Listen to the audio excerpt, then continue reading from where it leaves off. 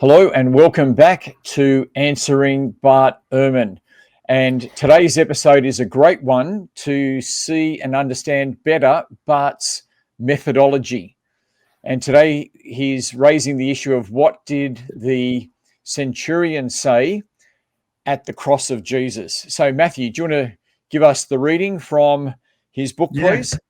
Yeah, great. So we're having a look at his page 52 and 53 is where it's from, and it's the last example of 5 that he gives on differences in the Passion narrative. So the narratives about Jesus' death and the lead up to it. So this one it says, what did the centurion say when Jesus died? And I'll just read the whole section. Again, the answer may seem obvious, especially to those who remember the great biblical epic on the silver screen, the greatest story ever told, and the immortal words of the centurion played by John Wayne. I'm not going to try the American accent. Truly, this man was the Son of God. And that is, in fact, what the centurion says in the Gospel of Mark. But it's worth noting that Luke has changed the words. In his account, the centurion says, truly, this man was innocent. There has always been interpreters who wanted to insist that this comes to the same thing. Of course, if he's the Son of God, he's innocent. But the words are different and have different meanings. If a potential criminal is declared not guilty by the court, that is certainly not the same thing as being declared the Son of God. Did the centurion say both things? One could say yes if one's goal were to reconcile the Gospels and thereby create yet a third version of the scene, unlike either Mark or Luke. But it is probably better to consider why the later Luke might have changed the words. For Luke, it was important to stress that Jesus was completely innocent of the charges against him. In John, for example, as in Luke, 3 times Pilate tries to release Jesus by declaring him innocent, unlike in Mark. And at the end, so too does the centurion. The Romans all agree on Jesus' innocence. Who then is guilty for his death? Not the Romans, but the Jewish authorities or the Jewish people themselves. That's that section. Okay. So, what's his claim here? Well, Luke's changed Mark to suit his theology, basically. Mark had the centurion saying the guy getting crucified is the Son of God. Must be. No, hang on, that was Mark. Mark? Yeah, that's what I said, I think. Okay. Sorry, Mark says that, and Luke's changed that to talk about Jesus' innocence instead, is the claim. So to suit a theological agenda or a thematic agenda, whatever you want to call it. But they're making different historical claims about what really happened is really the claim behind that. Yes. So Luke has changed Mark, and he's putting words into the centurion's mouth according to the point that he wants to make. So look, I guess the first thing I want to say is that, again, with all these examples, there's overwhelming agreement. We've got one centurion at the cross, and he's making statements about Jesus, which are very positive statements. So there's agreement there. Now, I'm just going to put up the slide for us. Sure. And so we've got this there. You can see at the end of Mark 15, truly this man was the Son of God. And in Luke, it says, certainly this man was innocent. The first point I want to make is that the centurion would have heard both these statements. In the lead up. Yeah, in the lead up.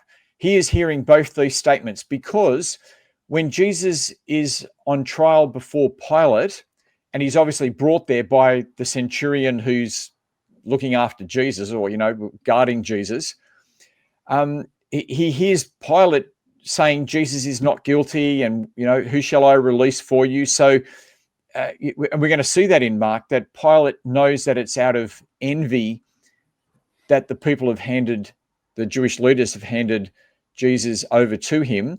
And so the centurion's right there, right? So he knows about the innocence of Jesus being discussed. And then when Jesus is on the cross, what are they saying on the cross? They're saying, if you're the Son of God, come down, right? So he's hearing both these things. And so Jesus' innocence and the claim that he's the Son of God are tied up together throughout the whole thing, aren't they? Yeah, like Yes.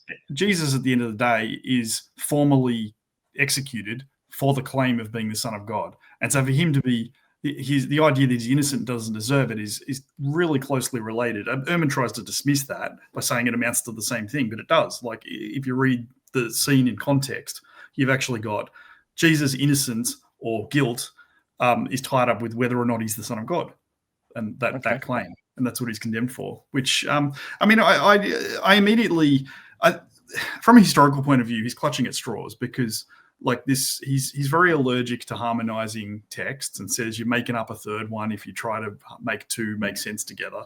So you can make a third version of the scene by trying to explain how these two things agree with each other. But again, I want to say, as we've said over and over again, this is what normal historians do.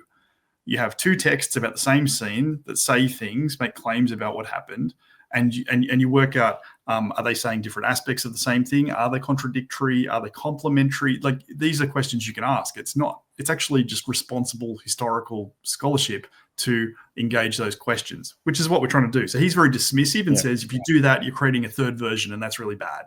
But that's just normal historical method, as far as I can see. Yeah. Yep. Yeah. So in other words, the centurion could well have said both, as both are being discussed, and there's no problem with harmonizing that when they're all in the context.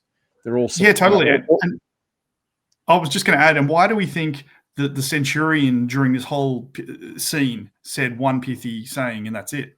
Yeah. Like each of the books have recorded one thing to kind of summarize his reaction to it. But he could have said lots of things, and he probably did, I would have thought. Like, I just assume he was there, he was saying things, and part of the same response he had, given the connectedness between them, could be, this guy is the Son of God, and he's innocent. He doesn't deserve this. These are very complimentary things to say about what he's observing. Yeah. Okay. Now, the second slide I wanted us to look at was to look at his second point, because what he says here is that Luke has changed Mark's words. Yeah. Because I'm just going to read what he says here. He goes, but it's probably better to consider why the later Luke may have changed the words. For Luke, it was important to stress Jesus was completely innocent of the charges against him.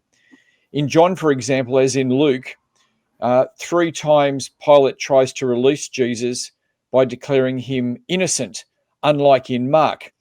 Yeah. Now, I just want to say, look, let's have a look at Mark and Luke here. Yeah.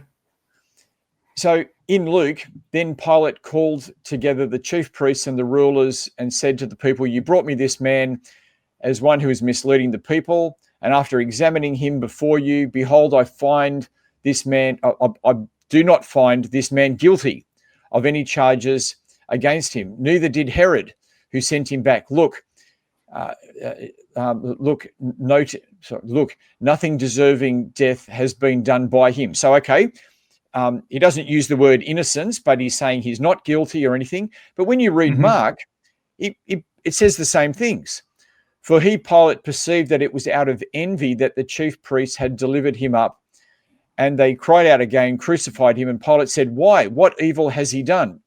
But they shouted all the more, crucified him. So it's not really fair. Like, it's just not a fair reading to say that Luke is stressing this theme of innocence and Mark is not, right? Yeah. Mark has Pilate saying, in fact, Mark is even stronger by saying it's out of envy that the chief priests have done this. And, and what evil has he done? So they're actually pretty even. They're saying it in pretty much the same way. Yeah, you have Pilate protesting Jesus' innocence. Yeah. So it's just false to say that Luke has got more of an emphasis on this than Mark. They both emphasize it in pretty well the same way. And look, and this brings me to my third point. I want to bring up the third slide here. And for me, this really shows that Ehrman is just being it's just speculation and being a sensationalist. Because when we if you want to see a gospel that really stresses the innocence of Jesus, then it's Matthew, right? Yeah. So if you wanted to do properly and draw out these themes in the way that Ehrman is claiming he's doing, Matthew is the one that stands out. So Matthew has Judas coming back and saying, I have betrayed innocent blood. Mark and Luke don't have that. And then when Pilate is judging Jesus, he says, I am innocent of this man's blood. So he actually uses the word innocence in a way that Mark and Luke don't. And so it's Matthew that has the really strong innocence and he's not guilty theme. That it's Matthew who does that.